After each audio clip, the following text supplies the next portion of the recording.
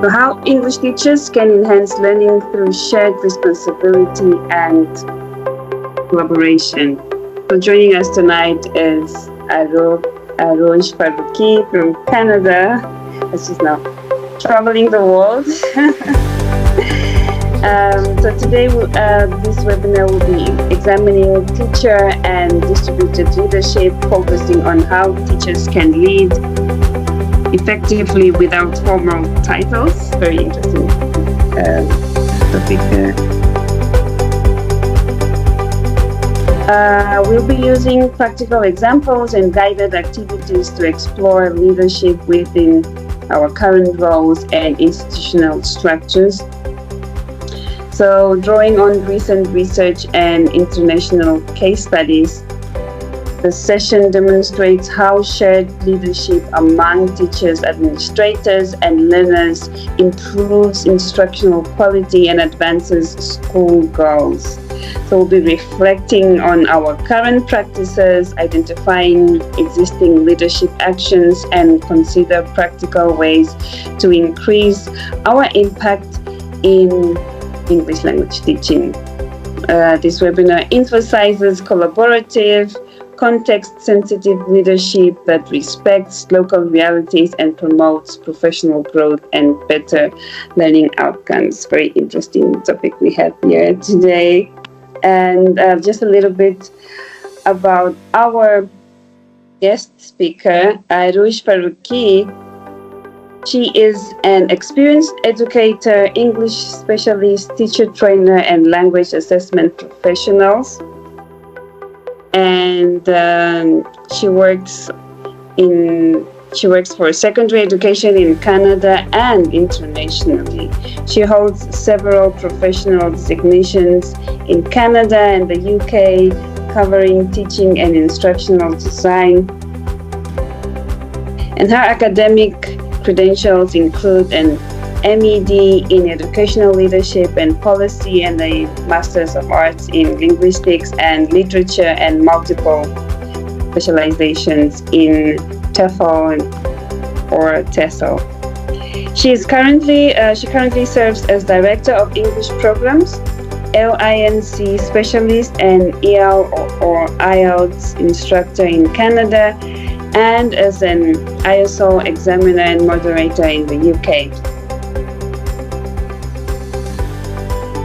Arooj also contributes to the sector through leadership and governance, serving as Vice Chair of the Board of Directors for an educational organization in Canada, and as an active presenter at conferences and webinars. And we have witnessed it quite a lot. And she provides strategic insight in teaching, training, and academic leadership. She also enjoys writing and has recently co-authored a book on teacher training. So we have an amazing speaker today with a lot of experience and expertise in English language teaching. So I am so happy and anxious to learn about leaders without titles. Thank you so much, Arooj. Welcome again. So we'll be having some time for Q&A at the end. So make sure you drop any questions in the chat box, and we'll be happy to answer them either during the presentation and also for the wrap up at the end. So thank you, Arooj. The floor is yours. Thank you very much, Sarah. That was very well detailed, and thank you everybody for joining in. Excuse me if I go a little sleepy because it's almost midnight here, but I'm enjoying to be here. That's more important. Yeah, and as Sarah mentioned, yes, I'm currently in China, so it's a little late here. So once again, thank you very much for joining this session. And honestly, this topic is very close to my heart because leaders without titles, and I'd personally spoken, mentor, facilitate so many teachers in different roles and different parts of the world. who struggled with this thing, who wanted to call themselves leaders, but they had no clear path to describe it. So just some clarity, removing those curtains, that sheerness that is there, just making the way clear for the English teachers and how we can enhance it. That is the goal. So let's begin. That's all already Sarah used, but I'm just leaving it so you can read it later, even as a part of a recording.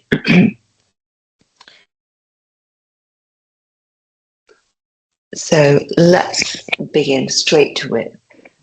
Why leadership actually matters when it comes to English teaching. So interestingly, I'll take you back with my childhood example.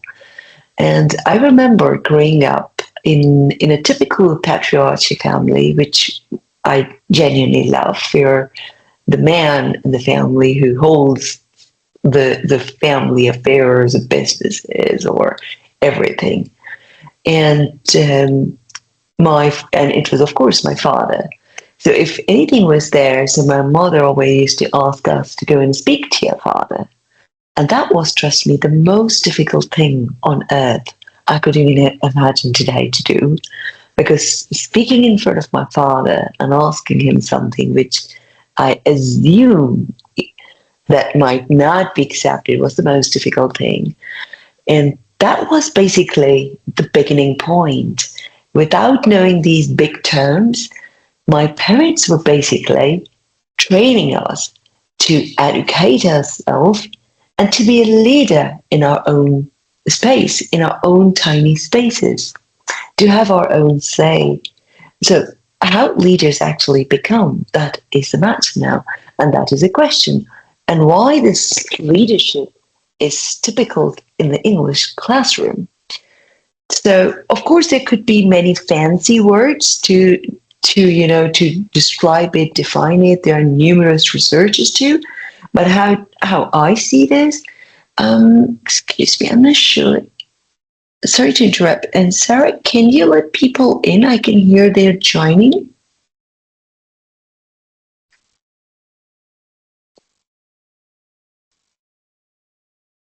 Yeah, I'm doing that. Thank you. Oh, okay. Excuse me. Yeah, I just don't want anybody to left behind. Thank you very much, Sarah. Sure. Okay, so we don't look mainly for fancy words, but what is the bigger picture? Why in English classroom specifically? So first of all, English is considered one. The language that requires some tremendous amount, a rigorous amount of work from teachers, unlike any other teaching. And in this, actually, teachers are providing.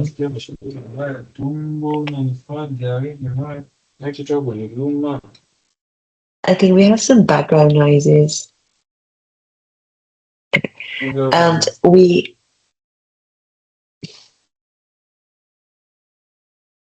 Yeah. So we basically built students to take.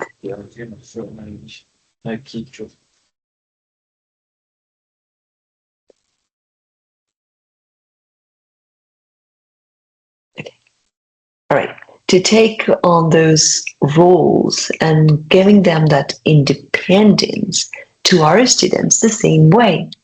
Now, with my personal, anecdote that I just shared, a small one, and with my own schooling, so both of them collaborated.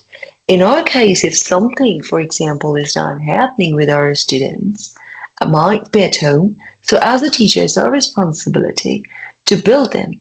So basically, stepping into a role as a leader ourselves, taking responsibility, building them, carving them, we're serving as the leaders, not as a teacher only. Like a teacher's job ends when you're teaching, you're designing lessons.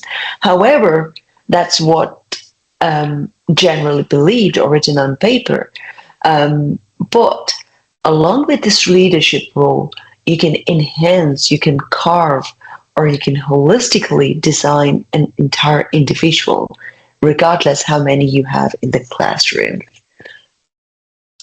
So, okay.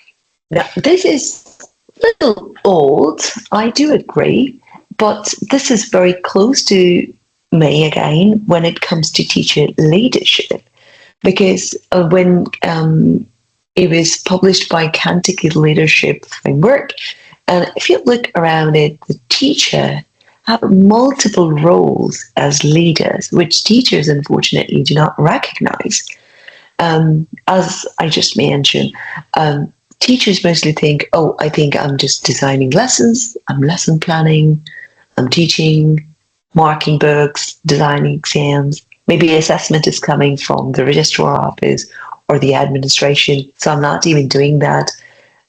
Giving a score, writing report card, that's my role. No, your role goes behind that, way beyond that, actually. Now, let's see. In this, you're leading groups and you're leading teams. You're leading your students, you're creating, you're carving them. You're increasing teacher voices and you are an influencer. How can you be an influencer? Maybe you're introducing something. Maybe you're doing some practices in the classroom. Maybe you created something. Maybe you supported some idea in the meeting and that is you who suggested, who proposed it, and that was taken on board. Maybe you're leading to professional teaching, you're facilitating sessions, you're giving internal training, you're helping your colleagues with issues with IT. They're all parts and parcel of leadership, teacher leadership. Moving on, if you see here, the connect to larger community, when you're connecting. So this is a larger community. So you're no longer a teacher. You have already stepped into the world of leadership, which you can very proudly own, you can very proudly describe in your resume, leading from the classroom, of course, as I mentioned at the beginning, that how you can inspire your students to grow holistically apart from just their teaching. And then, of course, comes the leading through modeling and coaching. Now, that is very interesting, and coaching is a bigger concept, but just see that you are not going to, moving on, limit yourself as teachers, but teacher leaders, because you're at some point sitting and talking to parents, coaching them about your students, so you're a leader. So your role is basically collaborative. A teacher, parents, school, as we already know that the triangle that is created in this education environment and how it's bringing up all of these great ideas to help teachers grow. So slowly and gradually, you are growing in your space. So never think, never assume, oh, I wasted my life 5 years in teaching. Just reflect and see that these 5 years, what big achievements you did, what great students you produced, what lovely ideas you shared on the platform. So basically, you're uncrowned kings and queens. So next question comes when we talk about leadership, is a confusion between leadership and the management. And when we talk about management, a lot of time, I know many teachers sitting here assuming, oh, my school doesn't allow me, you don't know the system, the culture doesn't let us, my principal is rude, my head is very rude, my coordinator is never listening, very authoritative. It's very difficult to make them agree with us. So what is this now? What is the difference here now? What is leadership and what is management? I'll truly appreciate if you can just input your opinion in the chat.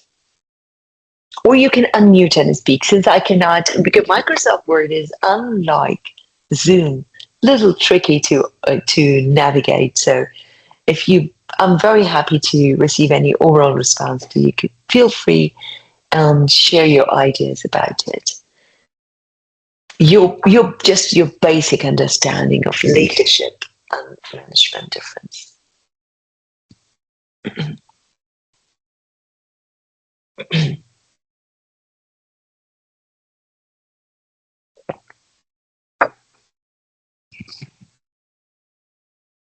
Yeah, you can unmute and share your ideas if you have any speaker.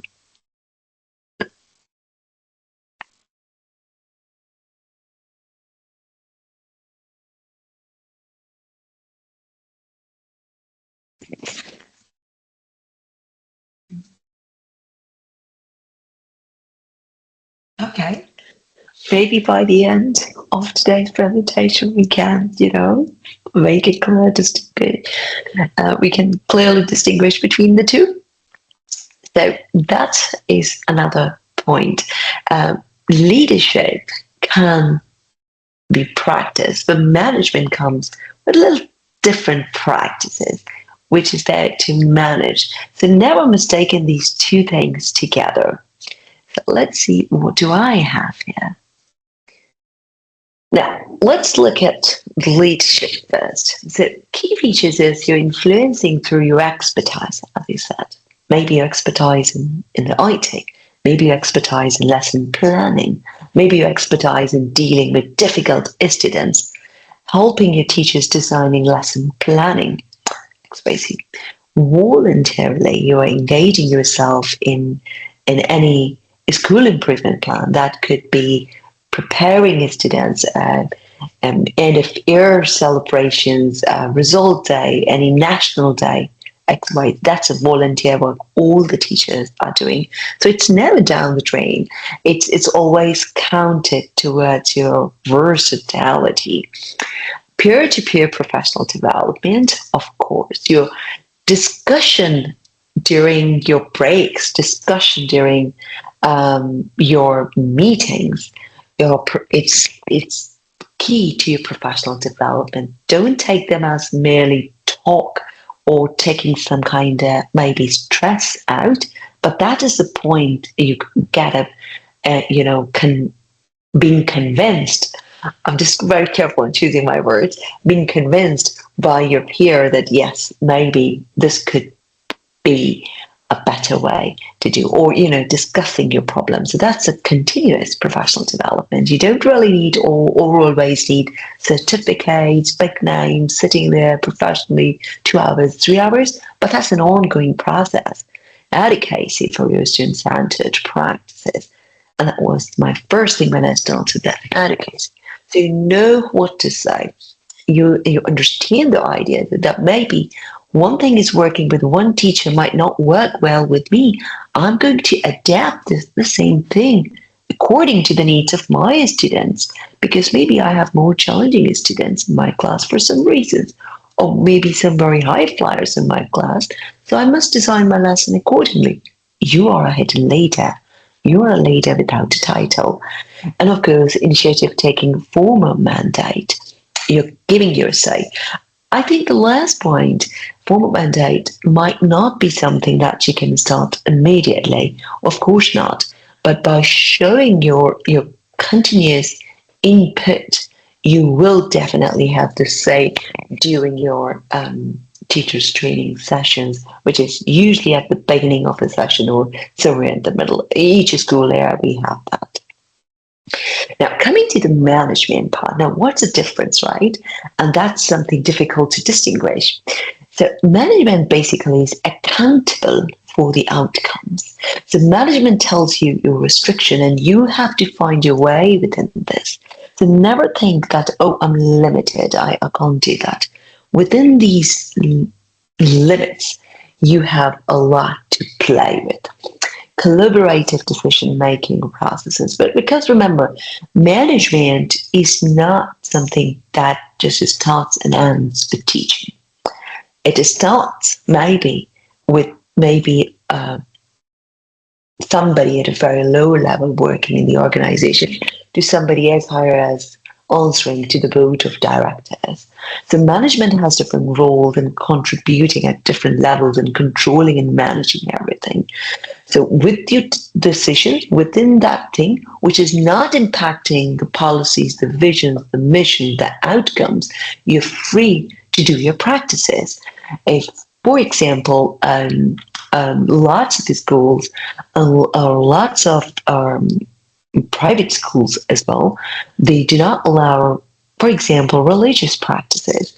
So are you adhering to that? Are you fulfilling those requirements, or are you applying something? No, I have to do something religious. Now, that is something that's a clash. That is not your leadership. That is something you're challenging and putting yourself in your position in some kind of jeopardy. So avoiding it is the best, as you understand that this is my limit and within this I have to do. If religion is not allowed, I'm not doing it, because the managements are there. They are the one who are making policies. They're the one who are adding themselves to the governing rules and regulations. So you can't break that. So your leadership should carefully navigating not to impact this or touch this wall of management or managers. So multiple leaders across different contexts. Yes. So you do have a principal, head, coordinator, but you have your independent role. You do not have those so on badges on you, but you understand that yes, I do have this role within me as a teacher. Inclusive of diverse perspectives. Of course, management needs to think about so many things, and teacher has to take control of the classroom and applying those applications, leadership skills within the classroom with liberty and responsive to situational needs. If parents are coming, arguing, well, in most cases, if the results is not good, then teacher is responsible. If the curriculum is not covered, the management is there to listen, to support, or to address those things. As a teacher, you have the independency to allow yourself as leaders to control. Maybe some lessons you're doing it faster than your colleagues because you have more time to do some other practices in between, so on and so forth. Now, that's my favorite. I'm sure everybody's very well familiar with Mr. Duncan Ford, one of my teachers. So, somebody I grew up reading his books. So, I have very high respect for him. So, according to Duncan, let's see what he says. Leading and managing are complementary. So both go hand in hand. So never think that, management is not letting me do. Understand that management has its own restrictions and you have a lot of liberty apart from this management. So they go hand in hand and they complement each other for successful. The goal is that you're successfully producing your students, right? Successful results is cool, giving good names, building up nation on a bigger scale, right? As you can see, my background is coming from policy, so I think a little on a bigger scale too. Education professions, when school begins to lose enrollment, when the students are not learning effectively in class, or when teachers experience increasing stress, improvement is more likely to come from strengthening leadership at both personal and organizational level. So just teaching and going and walking out again is not enough, but you have bigger role. And so as the management has that role, why did you lead, or why did you leave it to a certain level that you've seen this thing that you begin to lose some kind of enrollments, and that you're going and putting some kind of responsibility on your teachers, why this was not controlled before. So both of these things, they go hand in hand. We cannot say one is higher or the other is lower. Right, so we have two case studies, and they're really interesting ones. So we have one in Finland where collaborative curriculum development take place. So in Finnish school, I'm sure everybody knows that Finland is on the world's top ranking right now. A little background, if not. And their schooling system is renowned. And the world is basically looking at them, taking other case studies to see what they're doing that we cannot do. Again, management, leadership, both. But let's see within our roles. So in Finnish school, students study real-world phenomena. For example, climate change, migration, technology, right? About integrating multiple subjects. So are subjects related? Science, English, math, social studies, any religious or I think moral studies in some schools, are they related? Are you making an impact as a kind of a smooth glide so students don't feel left out? We have one really good example where teachers design interdisciplinary projects where students research a topic, collaborate, and present findings. And that is the goal. If they're studying math, what is the purpose of math? Why are they doing 2 into 2? What's the point? How you can apply it in everyday life? What's the relationship, for example? Or so and so forth with the science, or especially in our case, is English language. Why am I learning English? It's my first language. Most of the students, especially while I'm teaching to native speakers, and they're like, we know language, why are we learning to write? You just ask them, okay, write an essay on this thing, and the answer is there. So sometimes we don't need to, to confront everything, but we can do our explanation based on the evidence. Second example I could give you is different roles. What are you planning to do in your life? Are you planning to be a writer? Which you cannot. As if I would say I know 2-3 languages, but I might not able to teach those 2-3 languages, but English I can. So there's so many examples that we can think of when we are collaborating curriculum development. Next come Singapore example, very small country, Asian country. So comparing Europe with Asia, but still having really good result. And it was published in the OECD TELUS report. I'm sure everybody's well aware of the TELUS, the OECD examination that takes place to monitor world's literacy skills levels. So Singapore promotes teacher leadership through professional learning communities. Now, this thing comes at the management level too. However, there's never a harm that you can create your own teachers group and promote this thing. Professional learning communities share their bundles of ongoing teachers training, and they're free of cost, sharing it in the groups, telling each other how you can learn, how you can enhance, how you can improve, and you can get along with the world. So where experienced teachers mentor colleagues. So there's no harm in mentoring your colleagues. If your colleague is telling you something, take it as an opportunity, which you might need to look outside and find it, but you're having it there. So working as a team, helping each other grow is another very strong trait to be a leader. Because leaders, they never think about themselves. That's a quality of a boss. Leaders, they consider each and every person in the group, and they love to grow collectively like a team. Share instructional strategies, right? Maybe something is working well with you, right? Photocopies are working well with you because you can afford, maybe you have budget, you can get them, you have your own printer, they're low cost for you, you live in that part of the city where you can get cheaper printouts, but they don't work for me. What should I do? It's a lot of work. So sharing and caring and telling each other on basic things, everyday things, you are a leader because you're stepping in, you're helping somebody. And of course, collaboration, as we've seen. So collaboratively improve classroom practices, and that is the goal. So the whole idea, the bigger picture is to improve the productivity, to improve your students, to improve the classroom environment, and to enjoy the process of teaching and learning. Now, what are some practical examples of leadership in action as a teacher? I've shared a couple of them. If you have any, I'd love to hear your ideas. Feel free to unmute and speak. You might have something.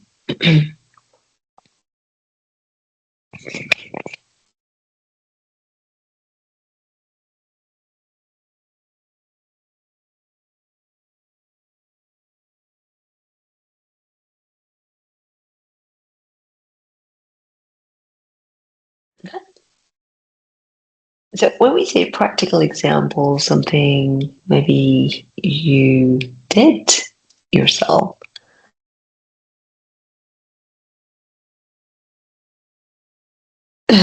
Okay, I can take it. I'll just move on to the next slide for this. So some practical examples. Of course, your communication skills, right? So I said earlier, peer mentoring, right? Supporting colleagues through guidance, feedback, and sharing best practices. A key. Now, feedback is really interesting thing. A lot of time people think somebody's very critical. This person is very critical. Remember that your feedback should not be pointy, but constructive. Instead of telling a person directly you're doing it wrong, you can say, it would be nice if you explain the concept first and then share the handouts, right? For example, instead of telling your colleague, oh, you're doing it wrong, you should not give the handouts first. That's not a practical way or a bad way. So your feedback, your language, again, because you're mentoring. So careful with the choice of words so that you can build that communication skills and your colleagues are comfortable approaching you and discussing with you. Next comes integrity and accountability. Absolutely. As I said earlier, PLCs facilitating on group learning and reflection. You might have taken any training yourself, which you would like to share with your colleagues. Remember, always reference it because that values, that shows that you're learning in your position, you're growing in your position. And when you're explaining that concept, it has more effect than if you just talk, other than just creating groups and being connected. Another important thing is, which is very unique, I know many of you might not even think about it, is emotional intelligence. Yes, initiative and curriculum, leading development of new materials and assessment approaches. So how you're emotionally involved with something, maybe that's struggling, okay, something that is not very clear to you, maybe you're not very comfortable asking it directly from the management, but you're more comfortable, going in and asking from your colleague. Again, you're educating yourself. So this basic asking process is not just asking. You know that where to go, who to ask, and how to ask. That's educating. You're raising your voice for you. And then comes adaptability. Championing student needs and innovative teaching methods within the school. This adaptability, trust me, I even taught schools with chalk and boards. I even taught a school as a smart screen. I even taught a school controlling the screen using my phone through a QR code. So this is the adaptability. Technology is coming, but lots more part of the world are still struggling with that high-tech classrooms. We have basic classrooms, and that's absolutely okay to do that. Even right now in China, for example, I'm here. I'm a part of a Dalhousie, my university in Canada, and I'm here as an instructor. And part of me is maintaining some kind of teachers training, internal teachers training. So we have our classrooms here at the university, basically. They have chalkboards, so at times I'm using chalk on the board. I'm coming from somewhere I always use phone and teach standing there using touch screen. So adaptability, you're flexible to learn, to adapt yourself, and you do things within those resources. Right? I'm so used to using Mac, but here I'm using flash drive and try to navigate myself through the system. So adaptability. So this flexibility basically shows that you're a leader, because leaders don't stop. They keep growing. They keep learning. They keep growing. And then comes decision-making ability. So if something is happening in the classroom, if there's a chaos, if there is a test, if there is an issue, if there is some kind of working with design engagement, material designing or something, say your thing, power to, put forward your decision with rationality. So never again, do not bring your ideas, shallow ideas, we call it, but rationality. Why are you saying this? Why do you think this idea might not work? What is the practicality there, right? So thinking about these things will help you structure in a way that you choose your words and you choose your ideas in a very structured manner. Next comes, of course, your motivational skills. If you're intrinsically motivated, trust me, nobody can stop you. So I'm sure everybody's well aware with extrinsic and intrinsic motivations, but this intrinsic motivation is basically something that gives you the most enriching experience because you are willing to do that. You're happy to do that. You understand. I'm not only a teacher. I'm not only a teacher. Now I understand my role. And that's what you're writing in your teaching duties. And that's why many job applications, when you apply to them, they ask you in detail your job description, which unfortunately many teachers believe that, oh, I'm marking notebook. They don't know I'm English teacher. What I'm doing, I'm planning lessons. No, you're doing beyond that. You're helping your colleagues. There are the situations. There's situations that you solve the matters, maybe. Your students struggled and you provided them some extra support. You stayed after the school time. You just, you sacrificed your break time. Instead of eating your lunch, you sat down with your student and you helped them learn something. These are all the traits of leaders, not just teacher. So, interesting, yeah. Okay. So I did not mean something interesting that it sounded like very feminish, my slides, but I did not mean it. For some reason, it ended up like this. Okay, so I'm not at all doing anything completely answering women empowerment here at this point, but everybody collectively. So assess your leadership style now. So reflect on your current practices. Okay, reflect yourself. That's the key idea. How many of us do that? How many of us do the reflection after every lesson? Just one sentence. How do you feel after today's lesson? You feel really happy. You're on cloud nine. You feel depressed. You feel like throwing it. You feel like quitting your job because some students are in big trouble, and you approach your colleagues to ask them. So, what type of leadership style? Assess yourself, right? Consider where you already exercise leadership or influence in your teaching context. Use the prompts on the right, and I'll just leave the screen for 1 minute. And I'm very happy that you can share any of your ideas. There are some reflection prompts here. So, for example, where do I already take initiatives? Is there anywhere without formal titles? Okay. And how do I influence colleagues or students through my daily actions? How do you do that? Do you have anything? Maybe you are the one who is always going, very happening in the teacher's room, greeting everybody, asking how is everybody doing. Anybody needs tech help? I think I'm really a little good with this. I can help you. Any problem? Welcoming new teachers and helping them merge in with your system. What collaborative opportunities exist in my current context? How does it work? Is the teaching network strong there? Is it community-based learning there?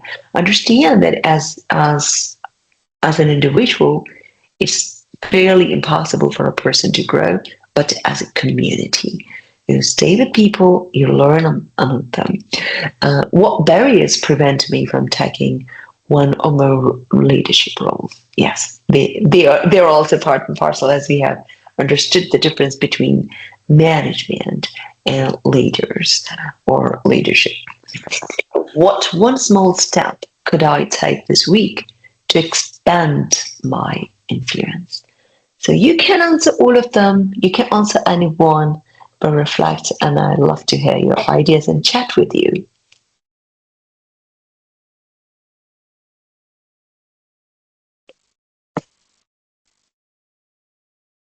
All right.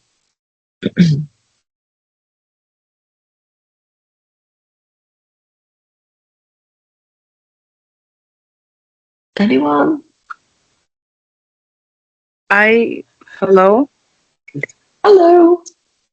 Hi, my name is Claudia. Hey, Claudia. I have a question regarding leadership style. Yeah. I know that there are different types of leadership styles that exist. Could you maybe give us a few examples? Maybe some of us don't yet understand our leadership styles and how we can develop our own leadership styles. Yeah, that's a great question, and that is my next slide is. But that's why the reflections are very, if you see the reflection prompts are very basic right now. So anything that you're doing, maybe any initiative or anything, how do you see yourself? You're somebody who loves taking initiatives. You're somebody who can be a good influence. Are you more a person with more collaboration? Or do you see that, oh, I cannot practice my leadership skills, or I cannot show my leadership role? I just go in the classroom like a robot, teach and come out, or anything that you feel like that can influence people.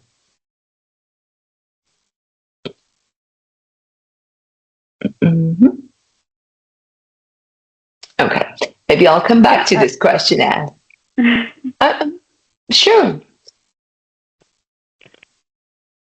Actually, I cannot see anybody's unmute. Sorry about that. Collapsing with you, no, colliding with your voice. Yes. Go ahead. Oh, you can hear me. Okay, so that's good. I thought you couldn't hear me. Well, for me, I do take initiative on like leading. This is like what I like doing. But right now, this is like my first year in this new job that I've taken as a professor.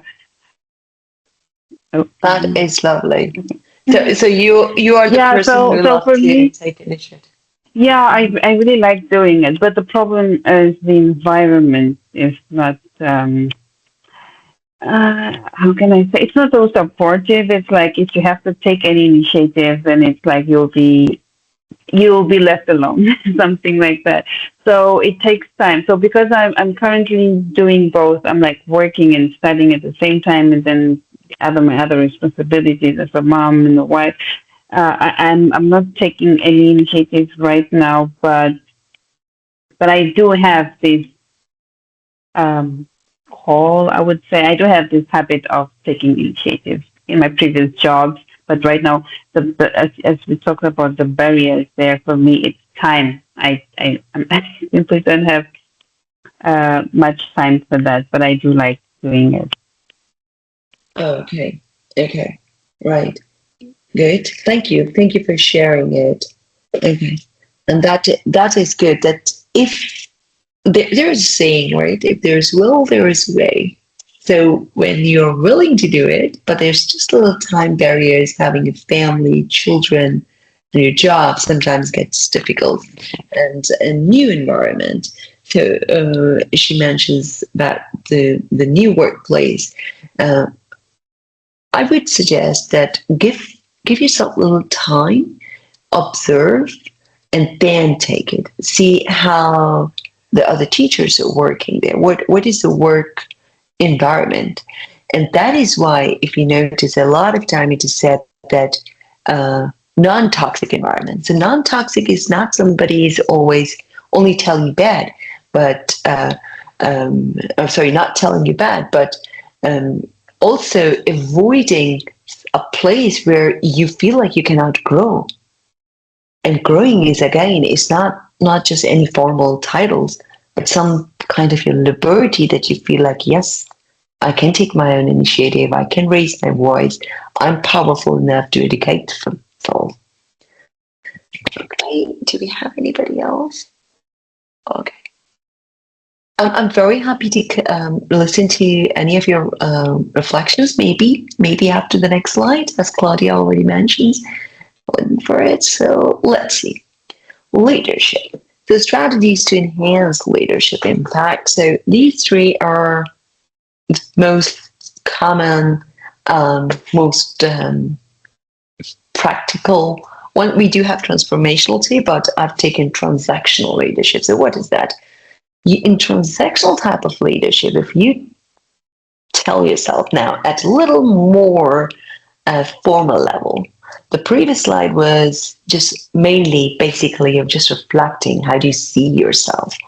So if you'd like to go in transactional leadership style, what it is, identify colleague with complementary strength and shared goals, create regular opportunities for informal dialogues and idea exchange. Are you somebody doing it frequently, developing informal dialogue, sitting, discussing, exchanging ideas, problem sharing?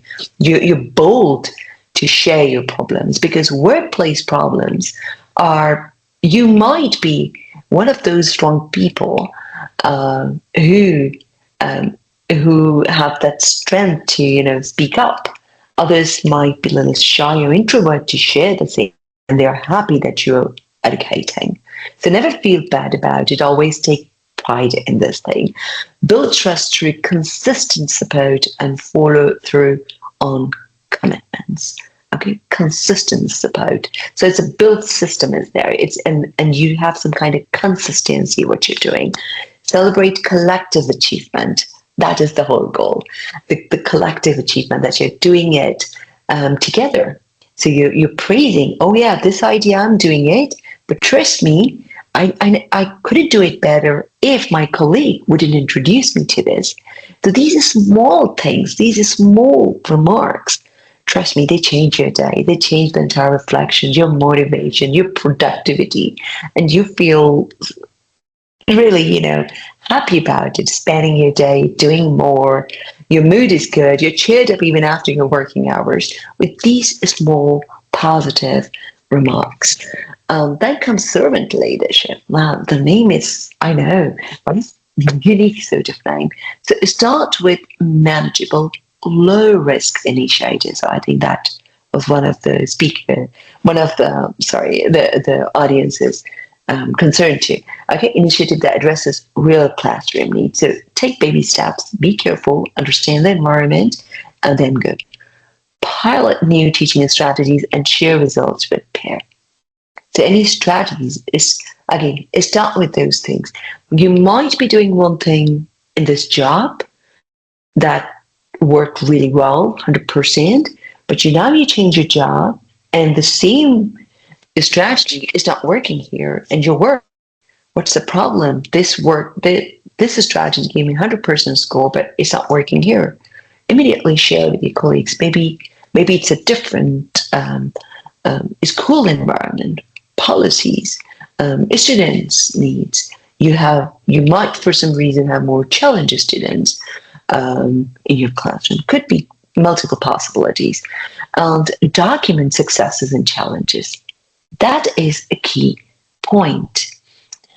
As a teacher or teacher leader, remember to document your stuff. That is right. Create your teaching portfolio, a small thing, but a very handy, lovely document. Keep it bright. Don't keep it too fancy. Don't keep it too, too detailed. A small event with date like diary and something that you feel proud of. Because these things you might need to reflect later on, share later on. Maybe if you're going into a new job, you want to share what were your successes, what did you achieve? Because all of a sudden you cannot bring all the ideas, you can't snap it. You need to have that written document ready, and you can happily offer to your new employer, oh, I'm happy to share.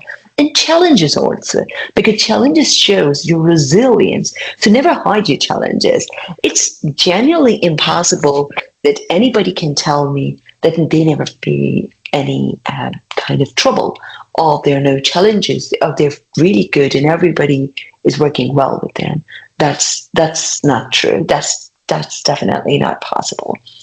And then seek feedback and iterate based on colleagues' input. So if you notice, all of these teacher leadership styles are connected with your colleagues. So stay connected, keep growing, and learn by teaching each other. And the last is fact leadership. Give students meaningful choices in learning activities and assessment. That's more student-centered classroom. Now, a student-centered classroom are a very modern concept. I do understand that many times countries' curriculum are controlled, but as a teacher, again, you can give them a little liberty.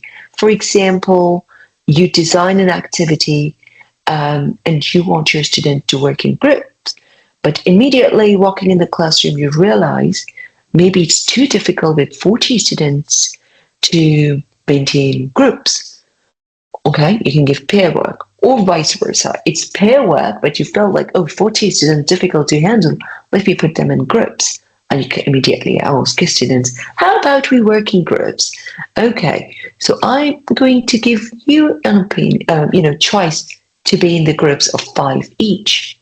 One time you allow them, second time you take them, every time you rotate the group. So you're giving some kind of liberty to your students.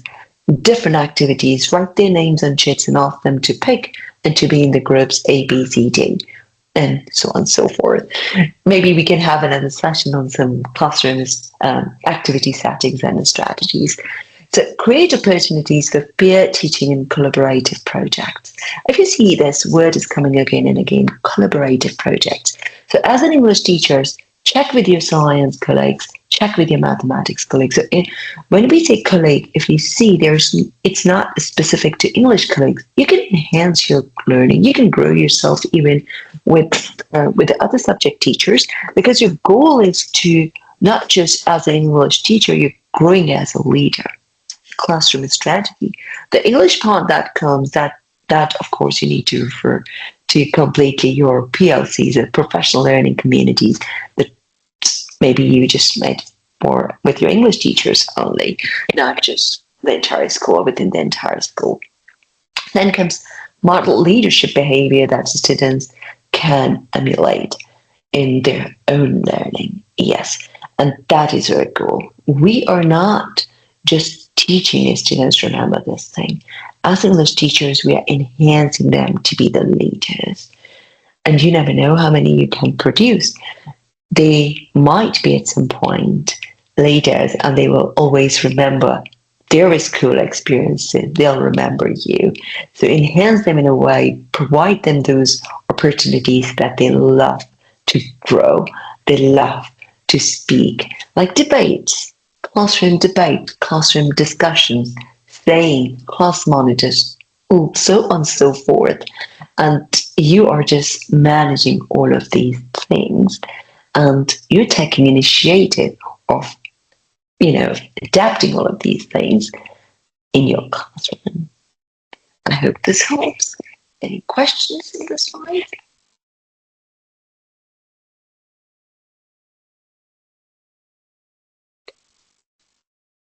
All right. Now, what are some further benefits?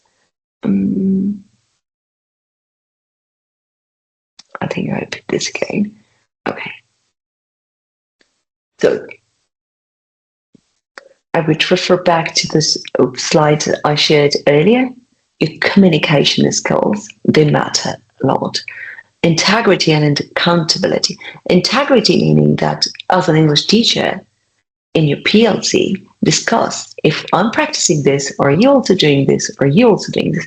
It could have different adaptabilities based on levels, based on the students, based on the needs, based on the time of the day too. Trust me, there was a research, and it was interesting, I forgot the reference right now, that the productivity matters because of the certain time of day. So maybe you're facing similar situation if you have classrooms at different times. Could be one of the reasons. Work on emotional intelligence. Understand if your colleague is frustrated. Support them. How can you provide this thing? Of course, decision making comes. Yeah.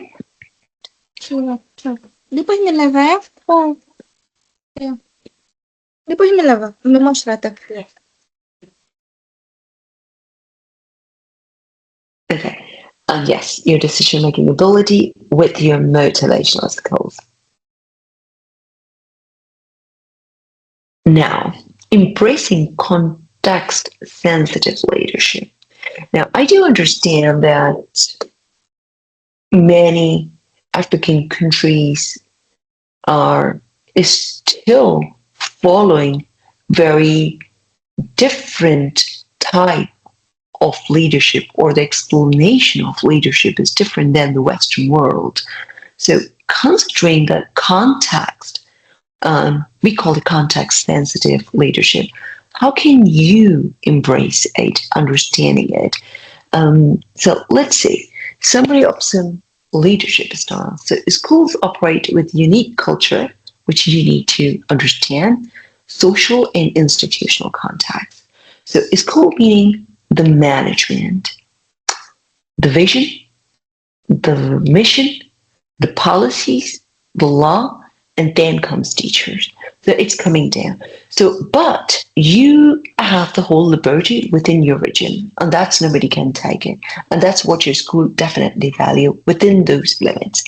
Leadership practices may need adaptation across different settings. If you're high school, your elementary school, you have different. If you're college, you're different. If you're at a vocational college, you're a different person. If you are just at a language school, it could be your different practices. Understanding local norms and values. This is the key. So never try to, break something which is not permissible with this, and that would not actually consider as leadership as well. You cannot give a hard push as a leader. Your job as a leader is to be collaborative, try to, understand this concept and then grow. Your job is not as a leader to break through something. Your job is to grow and then educate yourself through that growing, through your performances, through the challenges, through the successes within your classroom, productivity of your students. Effective teacher leadership earns credibility with colleagues and students. Understand that. So within your colleagues, you become, somebody who is applying these skills, practicing it, taking responsibility of your students. So you are a leader. Importance of adapting leadership style. Now, why do we say that? Why do we always say that? Actually, it's always important. Trust me. Not just African context, where I'm talking about context sensitive, but adaptability, according to the organizations, is very, very important.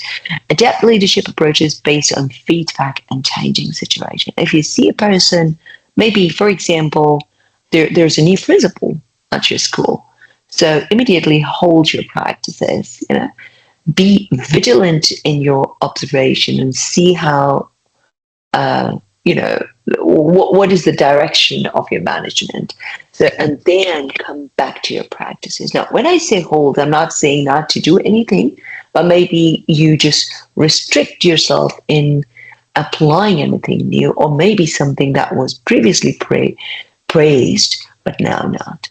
And trust me, management, they always have, just again, very carefully in choosing words, they always have that hawk eye, and they're keeping their eyes on teachers. Management support makes teacher leaders. And never feel like that you're left alone. Oh, I'm a teacher and my management is not good, or our system is very different. Trust me, within every country, there are different systems everywhere. The whole idea is that we have this bigger lens to see the things beyond, not just as they are shown. Okay, this is a management, this person is aggressive, rude. Okay, I understand. How can I now apply it? How can I motivate myself accordingly? And of course, above all, adaptability.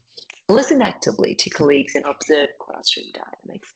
Another important thing that reminds me at this point is, if you possibly can, observe each other's. I mean, just casual walking. It should not be, something very formal. You can just do it, or you can come to my class. You can sit down there. I'm doing this activity. Maybe that can help you if you're struggling with this thing, or handling difficult students, or it's a lot of material that needs to be covered in a very short time, so on and so forth. Respond thoughtfully to challenges. So be thoughtful. Do not react to situations. Try to hold back and then go wise on this, because maybe you're just, again, your views are very limited at that point. Maybe you need little time to reflect and then respond, which is always ideal. Responsibility supports sustainable leadership within educational context. Yes. So responsibilities through your responsiveness, how you respond, how you're responding to a situation. What is your response based on maintains your leadership character, or makes you a true teacher leader, sustainable, something that you can carry forward, something that you have it with you. It's not one time, remember this, because your target is bringing all of these experiences at some point in life that you might want to take on different roles. And the best educators in my 2 decades of experience or the best management team are the ones who are coming through experiences, because they had seen the classroom, they know real problems, they understood what's going on in the staff room, discussion room, teacher's room. They understand a student's level. They understand the chaos of creating and marking. They are the best people. So your responsiveness, your reaction, actually you're setting your footprint for the future. So just quickly, what are our takeaways? So leadership doesn't require a title, very clearly. It requires action. As an English teacher, you have the power. You definitely have the power to enhance learning through shared responsibility and collaboration. Reflect on your current influence and identify opportunities within your context, and take meaningful steps to lead from where you are. Meaningful steps mean, where do you see yourself? Target yourself, and then make your influence accordingly. Right? Identify opportunities within the context. Maybe this, for example, your organization is planning to have annual day, or somebody's thinking to have a write-up competition, or maybe you are the one who can just propose a write-up competition, one thematic write-up competition in the month of April, for example, because it's the month of Shakespeare. So what we want to, give some kind of credit or some kind of respect to William Shakespeare, the writer, and that's it. You are a leader. You created something. You proposed something. Your colleagues agreed to it. You just proposed the idea to the management. As far as it's not touching that, those boundaries, you're good to practice those things, adapting them within your context.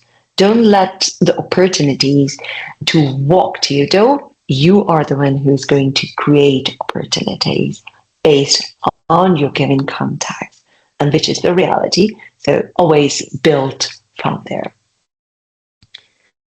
And next step, extremely important. Reflect on your leadership potential. Where do you think you stand? Who you are more than a teacher. Identify opportunities to influence within your context immediately. Step up immediately to help grow. That's where you're growing, you're helping others grow. Act to enhance collaborative learning. Different ways you can have, for example, you can cascade this training. For example, you can share the ideas. For example, you can give this training in 15 minutes within your discussion group, right? Or any other training. But remember to always make sure that you have copyrights when you're cascading trainings, and so on and so forth. It's endless opportunities. And that's very much it. Thank you very much. And questions, please.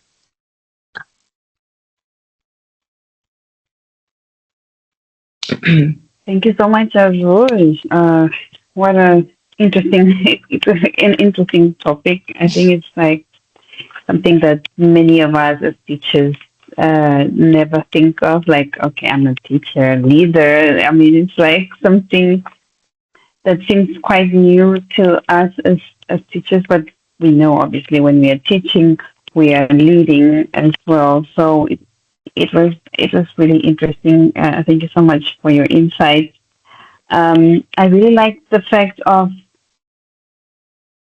of creating a portfolio to build evidence for wider adaptation. It's something that I think we tend to forget, especially me. I'm like so many things happening and not noting them down. Really, I think it's like we are leaving all the amazing actions we do in the past and then it's forgotten. So it's really great to have a portfolio. It's a very interesting idea. I think I'll have to start practicing it. Thank you Yeah. so much. Evidence. I'm glad. Mhm. Yeah, evidence-based basically, because in the interviews, Mm. teaching portfolios are often asked, and you can share your potentials. A lot of time, if you're offered teaching, you apply for a teaching position, you show your teaching portfolio. Maybe you're offered a job as a coordinator or a head or something else based on your evidence, portfolio, and results, of course. Mhm.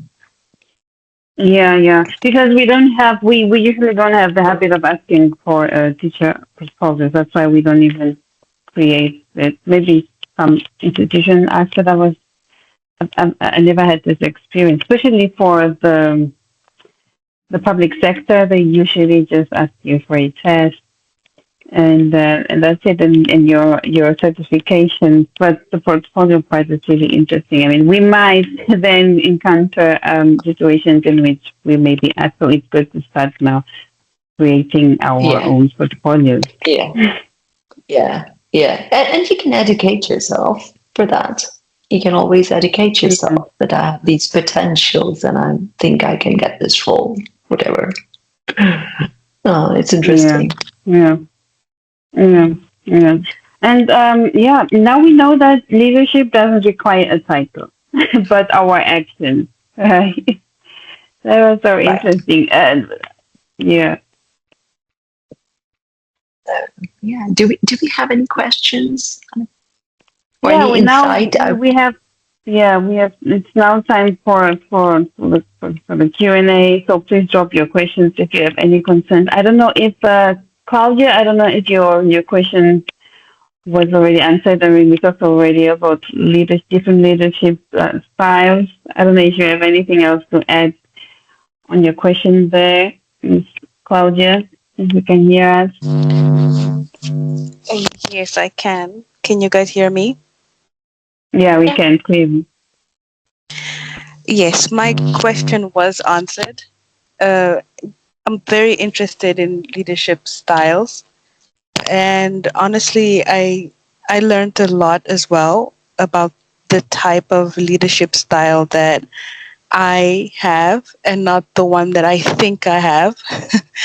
I was able to Oh, sort of identify myself in those three examples, and I'm more transactional leadership, but I do definitely want to be more of the the third one. I think it was pervasive or leisure type, Laissez-faire. uh, leisure laissez faire. faire. Yeah. Yeah. That's definitely what I want to be more of. And so that will help me to be able to work on those skills and be more of that type of leadership style. Although I do understand that leadership style it comes quite naturally, if I'm not mistaken. But yeah, I would want to. Sorry. I agree with you. I agree with you. They do have you do have that natural capability to apply those things, and it's basically you can't force yourself that what you're not. However, writing the names and describing them in simple English is the whole idea. Is that a common person may understand that yes, okay, this is me. Yeah. But again, you can always learn. You cannot force, but you can always learn and grow. Yes, and that's exactly what I would want to do. But besides that, I think that this was very, very insightful. Thank you so much for sharing. I'm glad. Yeah, we're Thank you, delighted. Claudia. Thank you. We have a You question in can the take a chat. QR. Oh, okay.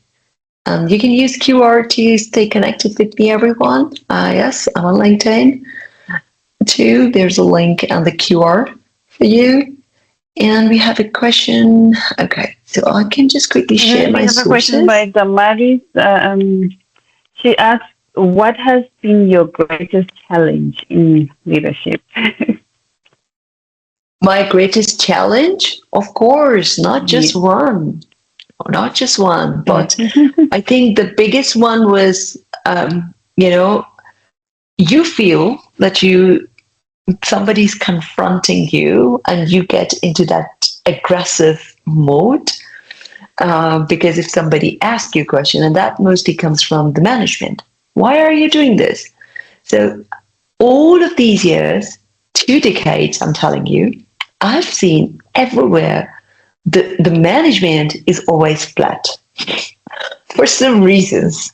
I think, and whenever they approach the teachers, the style is very, because I have a very intensive experience of working with Asian countries, subcontinent.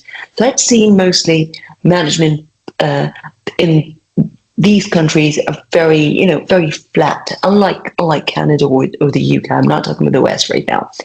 So when they approach you and they ask you, why are you doing this in your classroom? That feels like I did something bad, or you take it like an offense.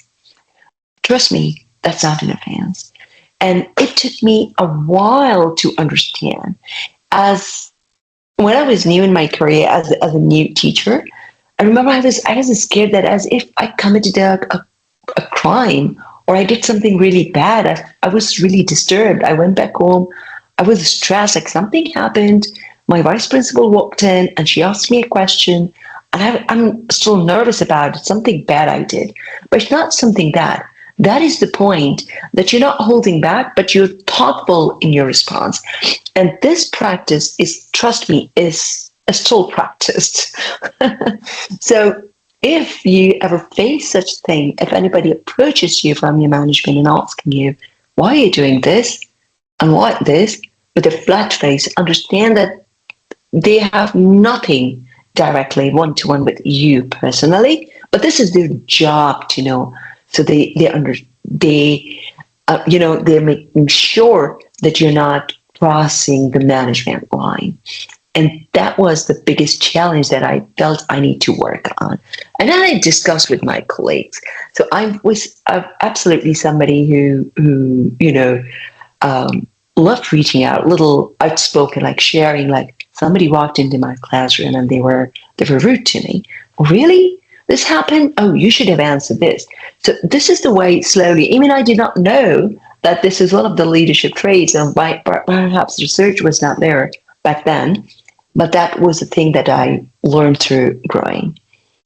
So answering to your management, inquisitive questions, confronting when I'm training. So sometimes teachers are confronting, ideas don't match with everyone. And sometimes, of course, the challenging students, some very typical challenging parents are there. So that they are another level of challenges. Yeah, I hope I answer your question. Yes, you did. Thank you. I appreciate this. And then the last question is, I've seen some senior leaders maybe who shout at the junior or the upcoming leaders maybe in front of like students. What would be your take about this? Not in my current school, but I've witnessed this before. No, I'm so sorry. I think your voice a little muffled. Sarah, can you repeat the question for me? I'm asking, can you Yeah. hear me? Hello? Yeah. You can. Please repeat your question. I couldn't grasp it so well. Yeah. You can go ahead, Damari. As the upcoming leaders, sometimes you find that the senior, all the leaders, some of them shout at the upcoming leaders, maybe even in front of students and all this, which feels kind of demotivating. What would be your take about this? If the management is shouting at the teachers? Yes. Oh, yes. Okay. Yeah, that is another thing. So you can definitely, if the first of all is why the management is shouting, you need to find out the way. Is there is a reasonable way? If yes, so you can always write an email. I'm not sure if the email culture is there, or you can just walk in the office and request for a meeting to sit down and talk about it. Now, if you think that there was something that, for example, just creating a scenario, if the mobile phones were using in the classroom and that was not allowed, so you and the management is shouting, they have the right to question, but not to shout. Now, this thing collectively, you as teachers need to bring it to the management. You can talk to management one on one that you shouted and this is kind of disrespectful. Again, remember one thing, if you feel like nervous, you feel like you're angry, you feel like, of course, that's a very normal human quality to feel insulted because your students out there and you're a symbol of respect and somebody just jumps in and shouted at you. So talk to the management. In a very subtle way, remember to educate yourself. Remove the kinds of fears you have because the fears always hold you back and let others keep disrespecting you. If you do not have this fear that, oh, if I question the principal, he might shout again. No, the principal won't shout again. The management will not shout at you because you're questioning them and they understand you're not the person to be treated this way. You're a highly educated person who is there to build nation in the classroom, and this is not the right way. But you need to, again, as I said, you need to calm yourself first. Do not react to that situation because that you never know. Sometimes people, there are always good and bad people, right? Sometimes they play with you. They know this person reacts immediately, so they come and purposely do this. We call this manipulation, professional manipulation, right? And in the end, they act like, oh, I was just walking in the classroom. This teacher was misbehaving with me.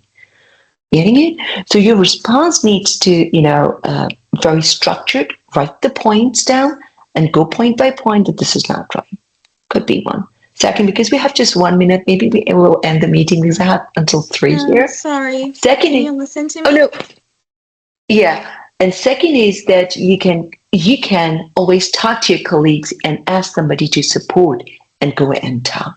Don't let the fears hold you back. I hope that answers. Yes, I can hear you. Hi, I'm so sorry. I thought you already finished.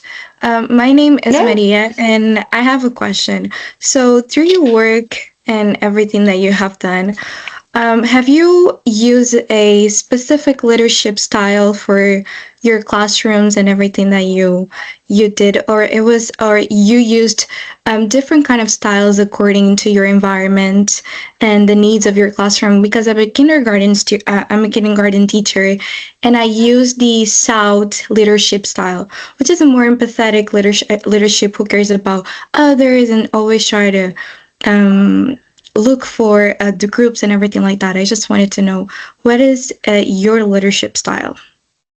Okay, so I think that's a good question because even at early childhood we look for that, and that is an important age. If you ask me, so I think I'm more transformational leader than transactional. However, I kept adapting myself according to the audiences because my huge area of my experience comes with adult teaching and teachers training. So I do, yes, you're right. I do adapt myself. And if you look at me, I taught for a long time at a high school too, especially grade 11 and 12. So my leadership style is different there then. to support students, to build them, to help them that they can educate themselves. So it's not just so at a higher, as we go on a higher level, for example, so more than care, we build the students so they can speak about themselves. They can take decisions, the power of giving them decisions, so they can stand up for themselves. It could be adults, it could be young adults. I hope I answer your question. Thank you so much. Yeah, do we have any other? Thank you, Maria. And that question was actually, I don't know, I think I lost my network was it got a bit down for a while. But that question was already it was also asked by Claudia. So that's also interesting in knowing your leadership style. So thank you, Maria, for asking that. I believe we can wrap up. I don't know if we still have any questions. I think that was the last question that we had. And the Marie mentioned that she writes articles about education and the teaching profession. Yes, Marie, we would like to hear from you next time, maybe, to know more about your article. More about what, sorry? Sorry? Somebody wants to listen. Yeah. Oh, I think Damaris, you would like to say something? Go ahead. Sarah, I wrote some articles about education as well as the teaching profession, and I will be glad to share with the group so that you can read and see what I wrote Sure. about. Go ahead. You can drop them in the chat box, and we'll be. Yeah, you can drop your. Thank you so much. Thank you. Will do in the WhatsApp group. Yeah, sure. Feel free. Okay. Thank you. And I believe we'll be having the slides as well. If I think if possible. Yes. Arooj. Yeah, Sarah. Share. Sarah, we'll connect. The WhatsApp group. Yeah, so it's a very interesting topic. I see many are interested in knowing more about leadership styles and all that has to do with leadership. Thank you so much. And thank you. so for those, very much. Thank you so much once again for being here. We hope to see you next time. Hopefully in our big event, which is the conference. We'll be having it at the end of the year, I believe. So we hope to see you there as well. Yes, I'm glad. Thank you so much for being here. And I know it's very late. I didn't even know. I forgot about the time zone, like the different. Oh my goodness! I think it's already 1 o'clock, right? Like. 3? No, it's 3. It was already midnight. Oh my goodness. Oh. That's okay. What time is it? It's 3 a.m. here in China. Oh, 3 a.m. Oh my goodness. Like the very it's so fresh. Oh yeah. Yeah, I can hear from the voice. Oh, that's okay. I think that's okay. Thank you so much for your effort. Oh, what a great challenge it is. Thank you so much for your effort and for your time. Absolutely. Despite the traveling arrangements, but you could still pull it off. It's a pleasure. It's an absolute pleasure. Thank you very much, everyone. You guys have been really good. Great questions. And we'll stay connected. And yes, see you soon in the future, everyone. Yeah. Have a great rest. Thank you so much, Arooj. Thank you so much. Yeah, we do it in China, this thing. I learned it. So, yeah. Okay. Oh, we also do it here. Like, my daughter does it a lot. Oh, lovely. I think maybe this is Thank something you so much. Big hearts. Big hearts, let's absolutely. share, everyone. Let's share. Let's share.